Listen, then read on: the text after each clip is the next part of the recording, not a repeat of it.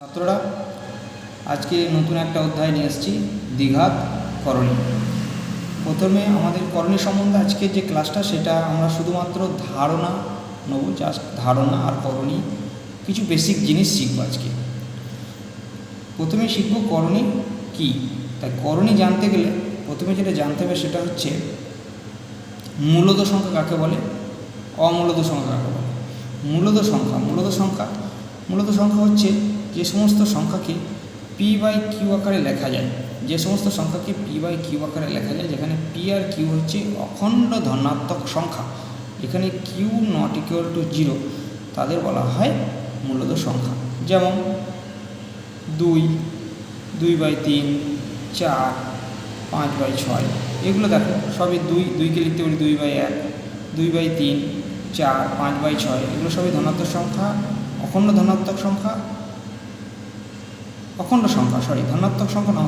সংখ্যা এবং 5, 6 not equal to 0, সেহেতু এগুলো মূলদ সংখ্যা। কিন্তু আমরা কি এইভাবে লিখতে পারি? কিন্তু আমরা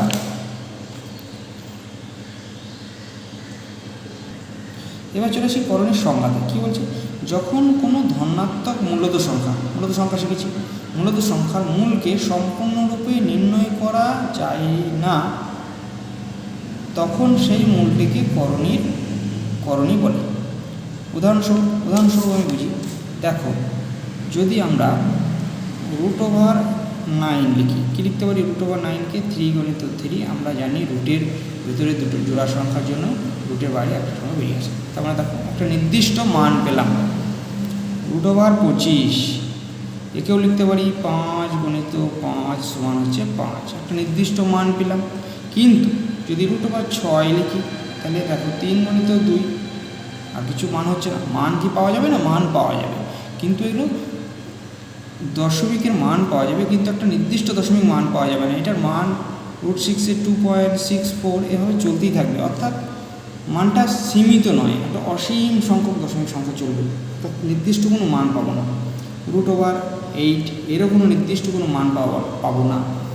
এই যে রুটের ভেতরে এগুলোকে মূল বলা হচ্ছে, কারণ রুটের ভেতরে যে কোনো ধনাত্মক, এই রুটের ভেতরে যে সংখ্যাটা, এটা 8টা হচ্ছে মূলদ সংখ্যা। এই মূলদ সংখ্যার দেখো সম্পূর্ণরূপে কোনো একটা মান পাচ্ছি না, তখন এই মূলটাকে বলা হবে করণী, অর্থাৎ এই যে রুট জাতীয় যে জিনিসগুলো, এটাকে বলা হবে করণী। এবার দেখো করণীটাকে দ্বিঘাতই কেন বলা হচ্ছে।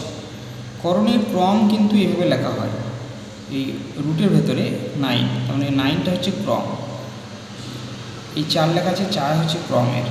আমাদের করণীগুলো লেখা, আমাদের যে সমস্ত করণী আমরা পড়বো সেগুলো সবই আমরা পড়বো, দেখবে √2, √3, তার মানে রুটের ভেতরে কিছু নেই, মানে এখানে আমরা 2 লিখবো। আমরা সূচকে আমরা শিখেছো তোমরা যে √a মানে হচ্ছে a², তার মানে এখানে কিছু নেই, তার মানে এখানে শিখেছো √a² মানে a⁴1/n, তার মানে এখানে কিছু না থাকলে কি আছে? তার মানে এখানে কিছু না, এখানে 2 আছে। তাই আমাদের এই করণীটাকে বলা হয়, যেহেতু ঘাত 2, সেই জন্য এই করণীটির নাম হচ্ছে দ্বিঘাত করণী। তাহলে এক কথায় করণী আমরা বুঝব যে করণী মানে হচ্ছে অমূলদ সংখ্যা, কিন্তু সমস্ত অমূলদ সংখ্যায় কি করণী? সমস্ত অমূলদ সংখ্যায় করণী নয়। উদাহরণস্বরূপ বলা যেতে পারে যে √π, এটা কিন্তু অমূলদ, কিন্তু ଏହା করণী নয়, এটা একটা ব্যতিক্রম। ঠিক আছে, এবার শিখব শুদ্ধ করণী কাকে বলে। শুদ্ধ করণী মানে শুধুমাত্র করণী পার্টই থাকবে, অর্থাৎ √3, √2, √5, -√6, -√7, দেখো শুধুমাত্র রুট দিয়েই যেগুলো জিনিসগুলো আছে, অর্থাৎ শুধুমাত্র অমূলদ সংখ্যাগুলোই আছে, সেটাই হচ্ছে শুদ্ধ করণী।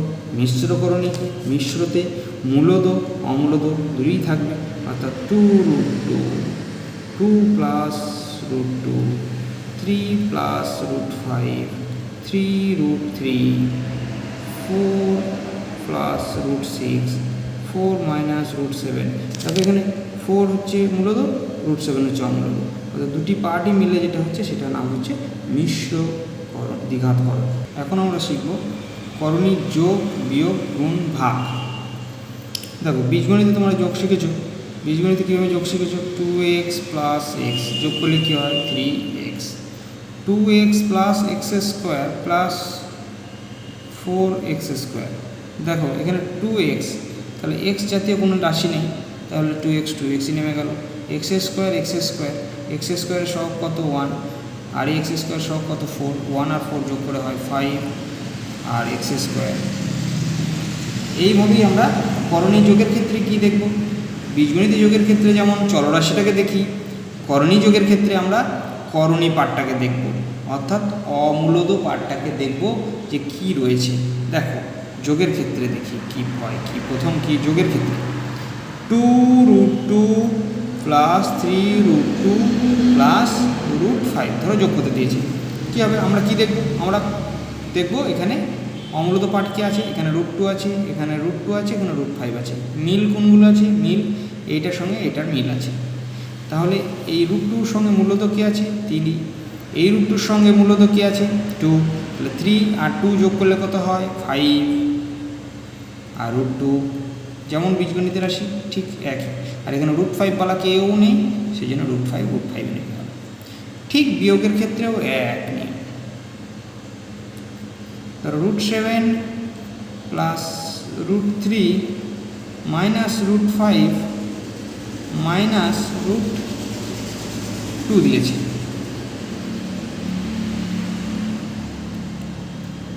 √3 করে দিলাম, তাহলে বিয়োগ হবে। তারপর √7 কেউ নেই, নেমে গেল। √3 একজন আছে, এভাবে দেখতে হবে। তাহলে এর সহগ 1, এর সহগ 2 -2। তাহলে যদি বিয়োগ করি কী হবে? বিয়োগ করলে হবে আমার 1 - 2 মানে -1। 1টা লিখবো না, √3। আর এখানে √5 কেউ নেই, তার মানে √5। এবার গুণের ক্ষেত্রে কী হবে? ধরো দিয়েছে √2 সঙ্গে 2√5 গুণ করতে দিয়েছে। গুণের ক্ষেত্রে হবে মূলদের সঙ্গে মূলদ গুণ, অমূলদের সঙ্গে অমূলদ গুণ। মূলদ এখানে কি? 1, এখানে 2, তখন 1 আর 2 গুণ করলে 2। এখানে অমূলদ কী আছে? √2, √5, রুটের ভেতরে 2 গুণ 5, তেমন হচ্ছে 10। আর একটা দেখি √3 গণিত 4√5, ধরো 2 দিয়েছে এখানে, তাহলে 2, 4, 8, √3, √5, √15। ভাগ আর গুণটা একই, যেমন যোগ বিয়োগটা একই, ভাগ আর গুণটাও একই। 4√3/2√6 কী হবে? বাইরে মানে মূলদ ভাগ, তখন এটার সঙ্গে এটা ভাগ করলে 2, আর রুটের ভেতরে 3/6, তাহলে √1/√2, তাহলে 2/√2। বসে দেখি 9.1। একের অঙ্ক কী বলেছে? একের অঙ্কগুলো বলেছে সব মূলদ অমূলদ সংখ্যার গুণফল আকারে লিখি। দিয়েছে √175। এগুলো করতে গেলে কী করতে হবে? 175কে লসও করতে হবে। লসও করবো, 5 বার দিলাম, 5 3 15, 5 7 5 5 25, 5 7 35। রুটের ভেতরে লিখবো, সেগুলো গুণফলগুলো লিখবো। 5 × 5 × 7। জোড়া সংখ্যার নিচে দাগ দেবো। এখানে একটাই জোড়া সংখ্যা, সেই জোড়া সংখ্যার জন্য একটা সংখ্যা বাইরে এলো, আর রুটের ভেতরে 7। কারণ এটা মূলদ, এটা অমূলদ হয়ে গেল। 2 নম্বর অঙ্ক দেখো, দিয়েছে 2√112। দেখো 112কে ভাঙলে কী হবে? 56 × 112, 28 × 56, 14 × 28, 7 × 14। ঠিক সেম প্রসেস এখানে লিখবো। 1 2 3 4, 4টে 2, একটা 7। জোড়া সংখ্যা নিচে দাগ দেবো, দুটো 2, এখানে দুটো 2। তাহলে 2 বাইরে ছিল অলরেডি, এখানে জোড়ার জন্য একটা 2 এলো, এই জোড়ার জন্য আরেকটা 2 এলো, আর রুটের ভেতরে 7। তার মানে এই দুটো গুণ, 3টে গুণ করলে কী হবে? 8√7। √108কে যদি ভাঙি, 54 2 × 108,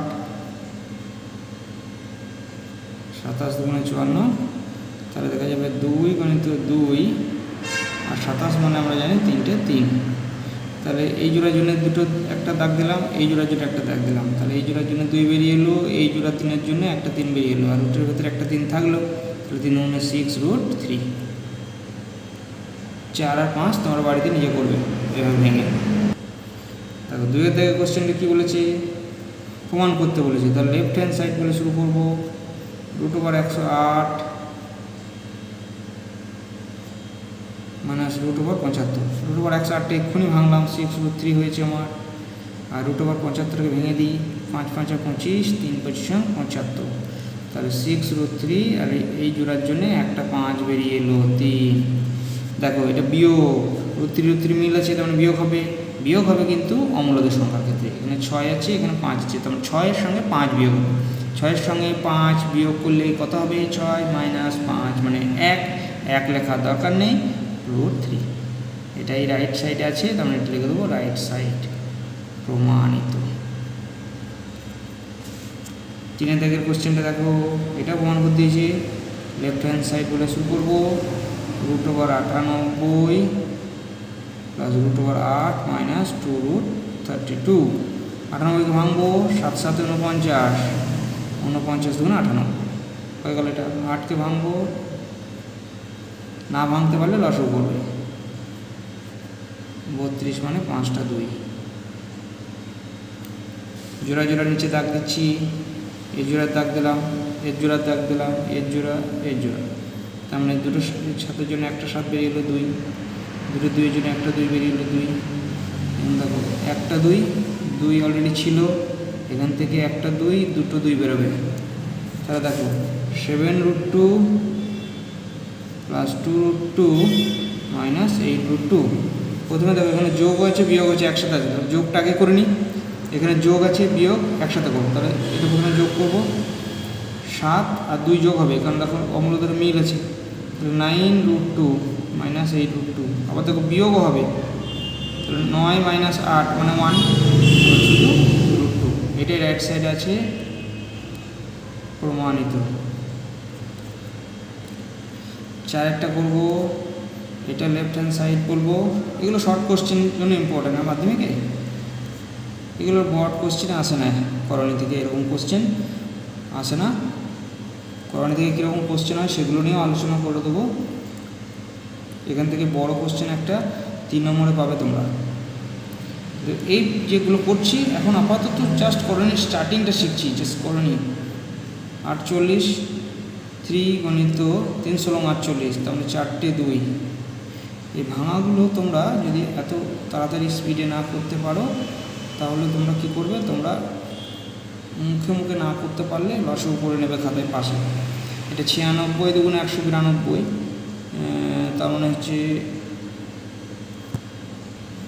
192টা ভেঙে দিয়েছি আমি। এই জোড়া জোড়া নিচে দাগ দিয়ে দিচ্ছি, 1 2 3।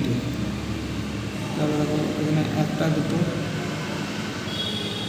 3 থাকলো, 4 5 3। আর স্টেপ জাম্প করতে পারলে ভালো, কিন্তু প্রথম আমি বলবো স্টেপ জাম্প না করাটাই বেটার। 2 2, সরি এটা 3টা হবে না, 3টা এইদিকে বাইরে থাকবে। এখানে 1 2 3, ঠিক আছে। তাহলে এখানে দেখো 3 4 12, এটা 4 5 20, এটা হচ্ছে 8√3। দেখো প্রথমে যোগগুলো করে নিয়ে আগে একই চিহ্ন।